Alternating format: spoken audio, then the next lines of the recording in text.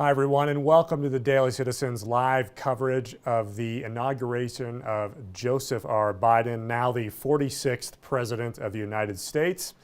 If you're just joining us, we just watched the inauguration ceremonies, which are a little different than they have been in the past. No crowd this year due to COVID and due to some of the things that, of course, the riots that occurred at the Capitol this year. Only a select group of individuals and, of course, 20,000 National Guard troops got to witness Joe Biden's inauguration. Of course, an historic moment there at the Capitol today. The first female vice president of the United States, Kamala Harris, was sworn in. And the moment was a poignant one. And Zach, I wonder if you would share some of your thoughts about the inauguration with our audience. Yeah, the main theme of today's inauguration, the title of it was America United. And so Joe Biden spent a lot of his time, practically his whole time, talking about unity. And I think that's something that Americans, we've been missing for the past, a long time, obviously. But I think the last 2.5 months have really shown that. We've witnessed a contentious election. Then there was, claims of voter fraud, and then that, culminated with a riot in D.C. And unity, I think, is a poignant message that was shared today. Yeah, and I think a lot of people, particularly in the media and on both sides of the aisle, have blamed Donald Trump for the discord and for the disunity. But in reality, I think that our country has been divided far before Donald Trump. He just came along afterwards and I think magnified what it was that a lot of different people in the country were feeling. And Joe Biden kind of hit on that in his inaugural address, stating that we must end this uncivil war. A very, a line obviously developed by his speechwriters so that we would talk about it, so that the people and we are, of course. And so, again, it's a sobering thought to think about. Are we in some kind of Cold War? The answer is hopefully not. But I think that we can say that, I don't want to say that we're more divided now than we have ever been, because obviously we did have an actual civil war where 500,000 Americans died. But where do we go from here? What are some of the things that President Biden mentioned in his inaugural address?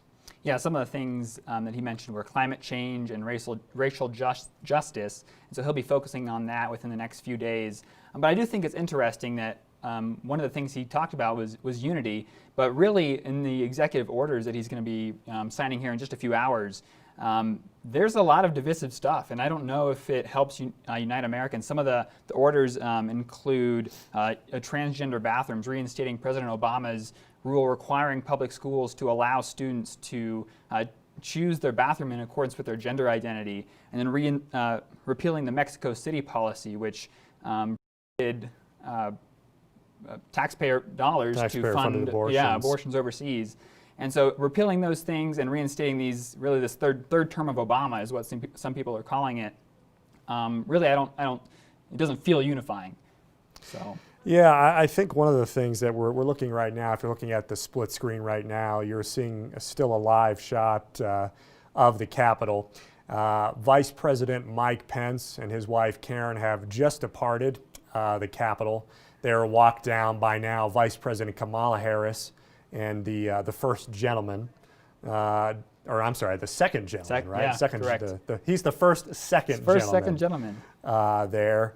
And a little bit later today, what's happening now as far as the inauguration process goes is obviously President Biden has been sworn in, and in about 30 to 40 minutes from now, President Biden and Vice President Harris will do a military review of the troops in front of the White House.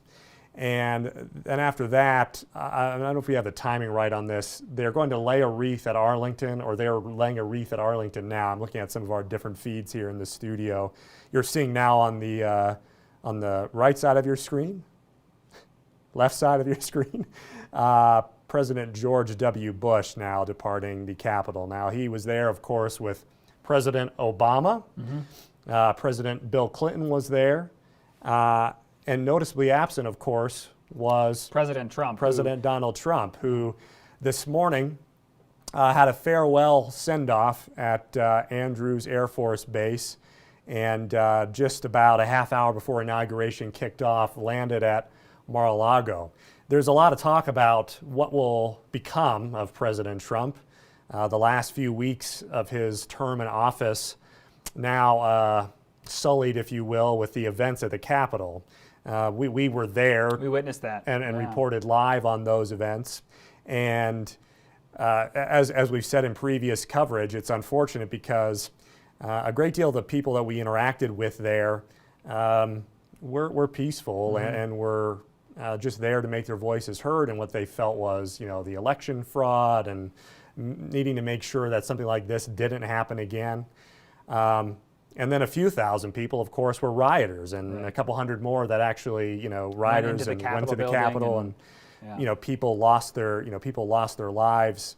I'm trying to see here who you're seeing President Obama now, and former First Lady Michelle Obama on the other side of your screen, now departing the Capitol.